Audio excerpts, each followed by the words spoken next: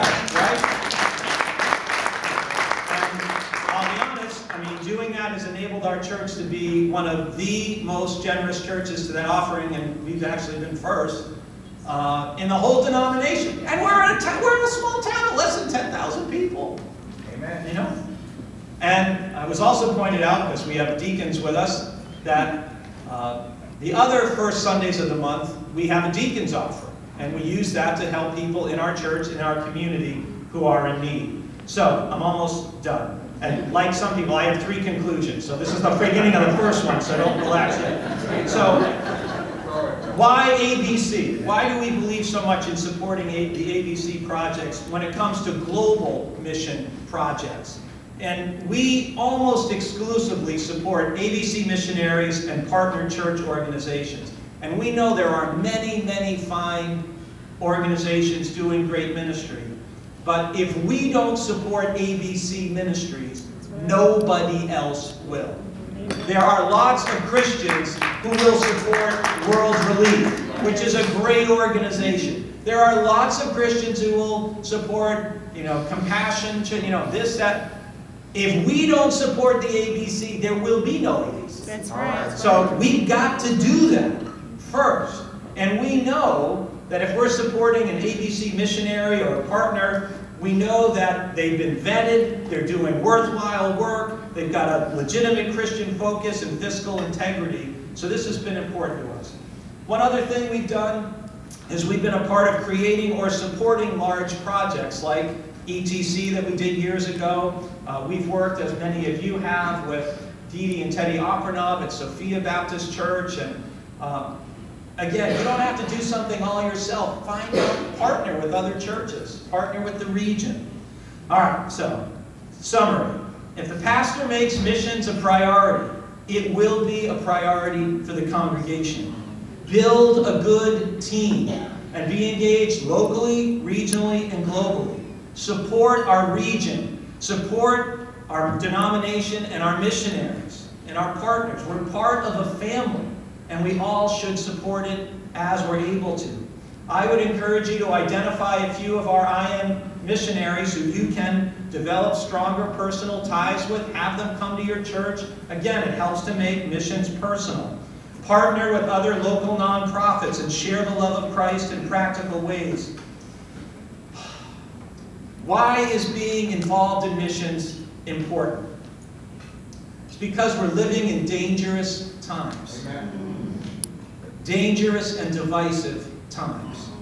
And there are people who will not acknowledge the truth or science, honesty, integrity, compassion, and empathy are all increasingly difficult to find in people in positions of leadership, and that is infecting our nation. And there are some who claim to be Christians who are defending policies and practices and persons that look nothing like the teaching and the person of Christ as given in the gospel.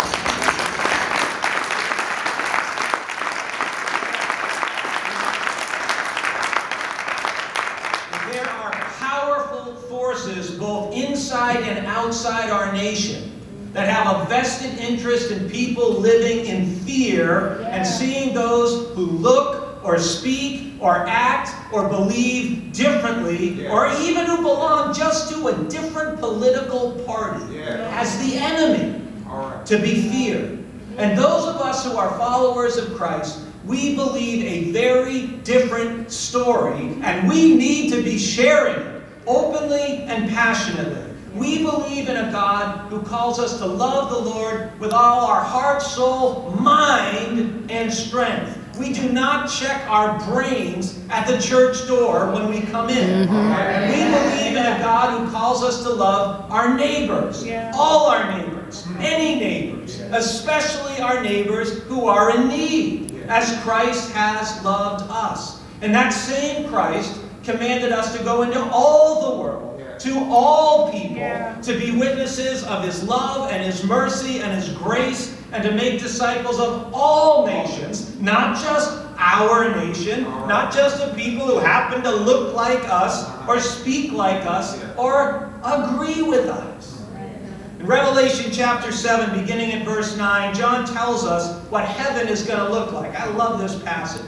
After this I looked, and there was a great multitude that no one could count. From where? From every nation, from all tribes and peoples and languages, standing before the throne and before the Lamb, robed in white, with palm branches in their hands. They cried out with a loud voice, saying, "Salvation belongs to our God who is seated on the throne and to the Lamb." And all the angels stood around the throne and around the elders and the four living creatures, and they fell on their faces before the throne and worshiped God, singing, "Amen, blessing and glory and wisdom and thanksgiving and honor and power and might be to our God forever and ever. Amen." Now think about that for a moment. John's amazing grace-filled vision of heaven with a great multitude from every nation, from all tribes and peoples and languages